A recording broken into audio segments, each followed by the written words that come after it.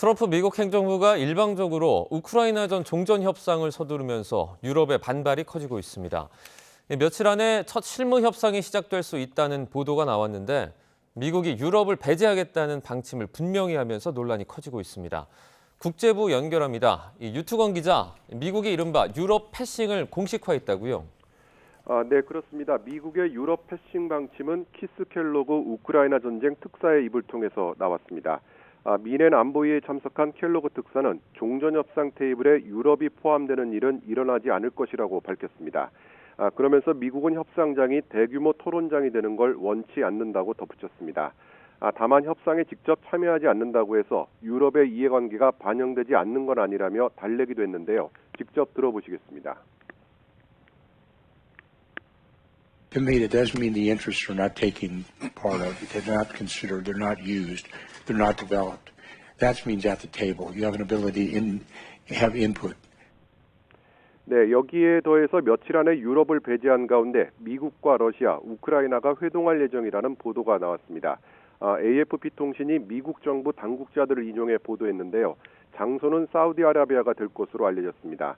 앞서 트럼프 대통령은 지난 12일 푸틴 러시아 대통령과 통화한 직후에 아마도 푸틴 대통령과 사우디에서 만나게 될 것이라고 말하기도 했습니다. 사우디의 실권자인 빈살만 왕세자가 양국 정상과 모두 친분이 있다는 점이 고려된 것으로 보입니다. 정상 간 통화가 이뤄진 지 불과 며칠 만에 후속 협상의 일정이 조율되는 등 미국 주도의 종전 협상이 급물살을 타고 있습니다.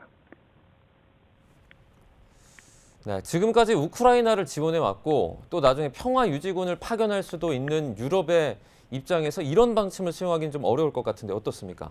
네, 당연히 강력하게 반발하고 있습니다. 특히 종전협상에서 유럽을 배제하겠다는 방침을 공식화하면서 구체적인 대응책 마련에 나섰습니다.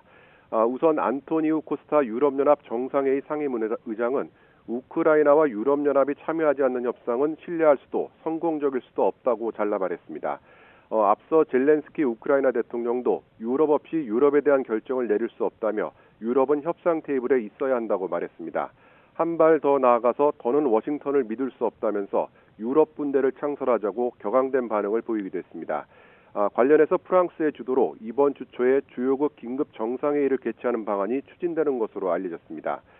외신들은 미국이 물밑에서 러시아와 접촉하며 일방적으로 종전 구상을 밀어붙이면서 대서양 사이의 갈등이 커지고 있다고 평가하고 있습니다. 지금까지 국제부에서 YTN 유투건입니다.